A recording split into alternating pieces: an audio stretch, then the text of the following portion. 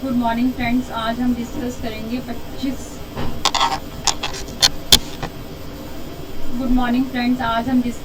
25 जुलाई 2020 के current affair. तो हमारा पहला क्वेश्चन है कि कोविड-19 रोगियों के इलाज के लिए एंटीवायरल दवा फेविविर किसके द्वारा लॉन्च की गई है? तो ये सिप्ला कंपनी के द्वारा जो है लॉन्च की गई है। नेक्स्ट, सभी तंबाकू उत्पादकों के लिए जो है नई स्वास्थ्य चेतावनी कब से लागू होगी? तो यह स्वास्थ्य चेतावनी जो है 1 दिसंबर से लागू होगी और यह सभी तंबाकू के जितने भी पैकेट्स आते हैं उन पर ये हेडलाइंस होगी, तंबाकू दर्दनाक मौत का कारण बनता है। और केंद्रीय स्वास्थ्य मंत्रालय ने ये बयान दिया है कि 1 दिसंबर 2020 से सभी तंबाकू उत्पादों पर ये हेडलाइंस आएगी कि तंबाकू दर्दनाक मौत का कारण बनता है। नेक्स्ट, अभी हाल ही में नौसेना के सबसे बड़े सौर ऊर्जा संयंत्र की शुरुआत कहाँ हुई है? तो ये दक्षिणी नौसेना कमान ने की है 22 जुलाई 2020 को वीडियो कॉन्फ्रेंसिंग के माध्यम से जो है इस सौर ऊर्जा संयंत्र का उद्घाटन किया गया है। और इस सौर ऊर्जा संयंत्र में जो है भारत सरकार का जो लक्ष्य है कि 2022 तक 100 गीगावाट सौर ऊर्जा प्राप्त करने का जो लक्ष्य है उसको प्राप्त किया जाएगा। और इसमें जो है सभी जो तकनीक है वो स्थानीय तकनीक का इसमें उपयोग किया गया है। इसका जीवन काल 25 वर्ष तक है। और केरल राज्य के इलेक्ट्रॉनिक्स विकास निगम लिमिटेड द्वारा जो है इस परियोजना को निष्पादित किया गया है। और इस संयंत्र से जो अधिक बिजली होगी, मतलब जो नेवी के यूज़ के बाद जो बच जाएगी वो जो है KSBB बिजली बोर्ड ग्रिड को दिया जाएगा। तो अभी हाल ही में नौसेना के सबसे बड़े सौर ऊर्जा संयंत्र की शुरुआत कहाँ हुई है? दक्षिणी नौसेना कमान ने 22 जुलाई 2020 को वीडियो कॉन्फ्रेंसिंग के माध्यम से की है। ये जो है इंडियन नेवल एकेडमी एज़ीमाला में 3 मेगावाट के सौर ऊर्जा संयंत्र की शुरुआत की गई है। और इसका जीवन काल जो है 25 वर्ष तक है। और भारत सरकार की जो है 2022 तक 100 गीगावाट सौर ऊर्जा का जो लक्ष्य है उसको प्राप्त करने के लिए भी जो है ये नेशनल सोलर मिशन पहल के अनुरूप है।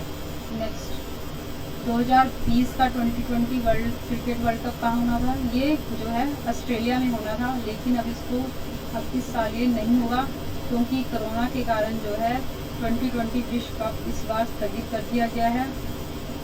और ये जो है 18 अक्टूबर से 2020 से ऑस्ट्रेलिया में होना था, लेकिन फिलहाल जो है कोविड-19 की वजह से इसको जो है स्थगित कर दिया गया है। नेक्स्ट, अभी हाल ही में परमाणु हथियार संपन्न उत्तर कोरिया के खिलाफ अपना बचाव करने के लिए किस देश ने अपना पहला सैन्य उपग्रह लॉन्च किया है? तो ये दक्षिण कोरिया ने जो है अपना पहला सैन्य उपग्रह जो है लॉन्च किया है। इस उपग्रह का क्या नाम है? इस उपग्रह का नाम जो है अन्नास है। और दक्षिण कोरिया के अनासी 2 को फाल्कन 9 रॉकेट में USA के फ्लोरिडा में कैप कैनावेरल एयरफोर्स स्टेशन से लॉन्च किया गया है। और यह जो इसके बाद जो है दक्षिण कोरिया दुनिया के 10 उन देशों की लिस्ट में आ गया है जो अपने सैन्य संचार उपग्रह बना चुके हैं। इस उपग्रह के द्वारा जो है दक्षिण कोरिया की सेना जो है स्वतंत्र परिचालन क्षमताओं को बढ़ाने में मदद मिलेगी। तो अभी हाल ही में किसने उत्तर कोरिया के खिलाफ अपना बचाव करने के लिए देश का पहला सैन्य उपग्रह लॉन्च किया है? तो दक्षिण कोरिया ने जो है लॉन्च किया है। इस उपग्रह का नाम अन्नास है। और इसको जो है USA के फ्लोरिडा में कैप कैनावेरल एयरफोर्स स्टेशन से लॉन्च किया गया है। इसको लॉन्च करने के बाद जो है दक्षिण कोरिया जो है उन 10 देशों की लिस्ट में आ गया है जो अपने सैन्य उपग्रह संचार उपग्रह जो है बना चुके हैं। नेक्स्ट, किसने कर्नाटक डिजिटल अर्थव्यवस्था मिशन के गठन को मंजूरी दी है? तो ये जो मंजूरी जो है कर्नाटक की कैबिनेट के द्वारा जो है दी गई है। भारत में जो है राज्य सरकार द्वारा शुरू किया गई है पहला ऐसा मिशन है जहां उद्योगपतियों के नेतृत्व में कंपनी या कंपनियों का समूह इसका नेतृत्व करेगा।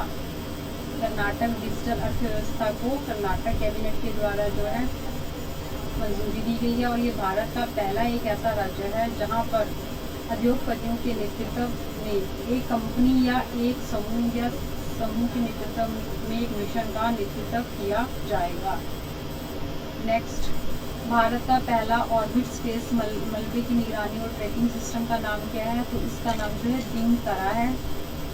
ये स्पेस ऑर्बिटर स्पेस मलबे की जो है ट्रैकिंग करेगा ताकि जो है, और इसमें लिडार तकनीक का उपयोग किया जाएगा। लिडार की फुल फॉर्म है light detection and ranging system. जो है अंतरिक्ष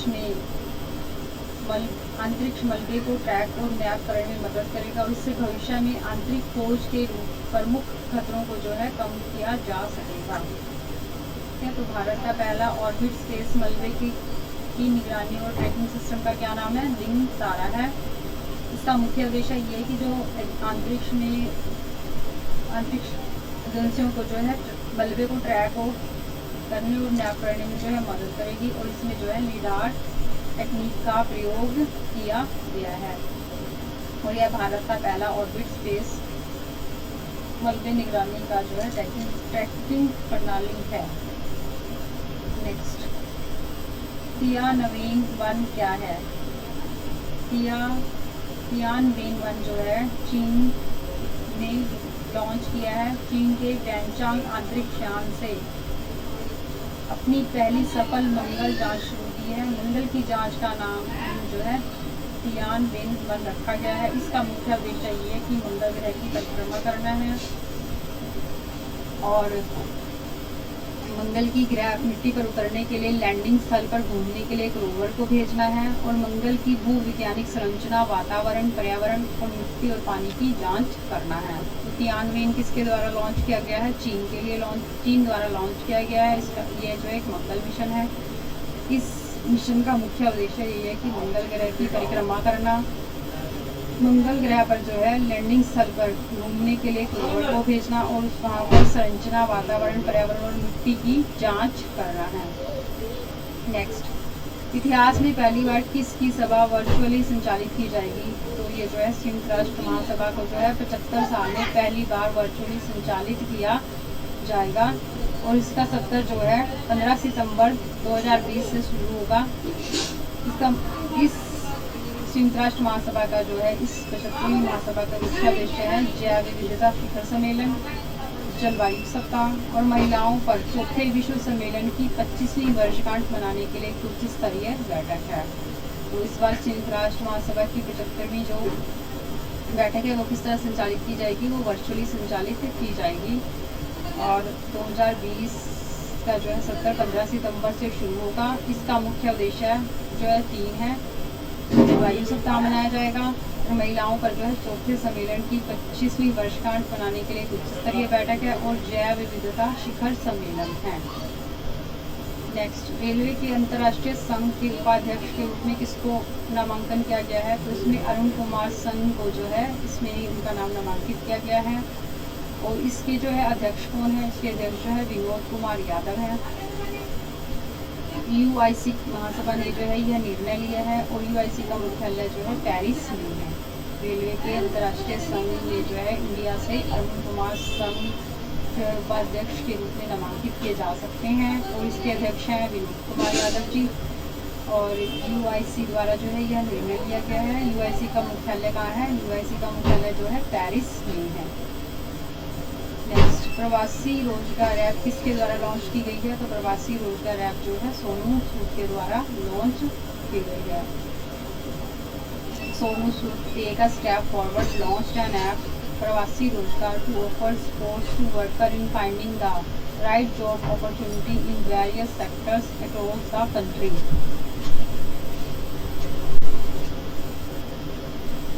तो एक बार फटाफट रिवाइज कर लेते हैं।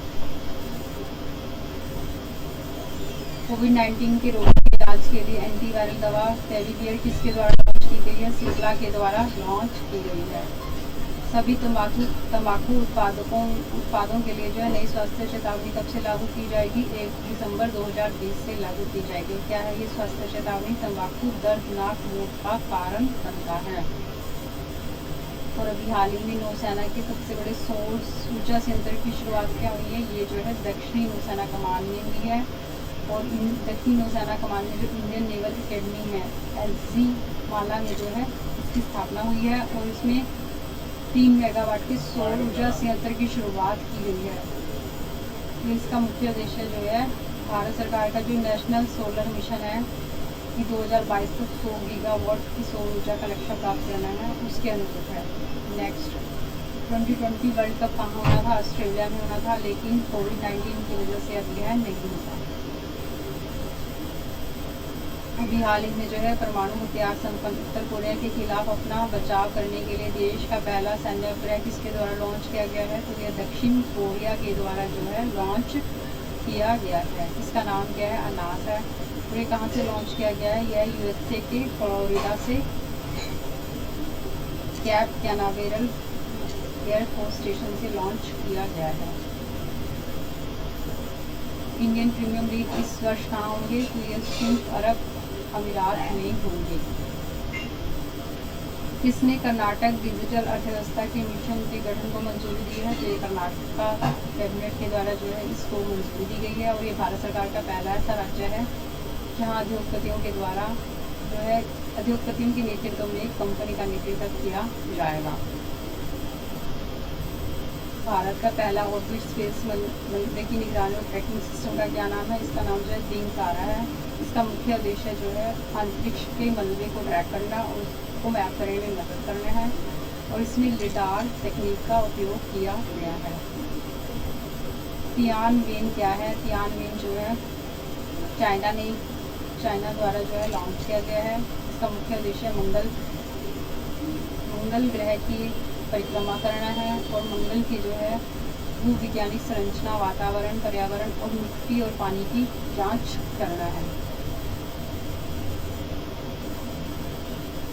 संयुक्त राष्ट्र महासभा की जो है 75 साल में पहली बार ऐसा हुआ कि उनकी जो बैठक वर्चुअली स्थापित की जाएगी और एक क्यों हो रही है? ये कोविड-19 की वजह से ये वर्चुअली हो रही है इस बार। और ये 2020 में जो है 15 सितंबर से शुरू होगी। इसका मुख्य उद्देश्य जो है जैव विविधता शिखर सम्मेलन और जलवायु सप्ताह मनाना तथा महिलाओं पर चौथे विश्व सम्मेलन की 25वीं वर्षगांठ मनाना इसका मुख्य उद्देश्य है। रेलवे के अंतर्राष्ट्रीय संघ के उपाध्यक्ष के रूप में किसको नामांकन किया गया है? अरुण कुमार संघ जी को जो है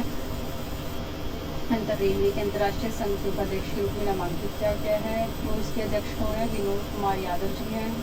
और यह निर्णय किसके द्वारा लिया गया है? यह निर्णय UIC द्वारा लिया गया है। UIC का मुख्यालय जो है पेरिस में है।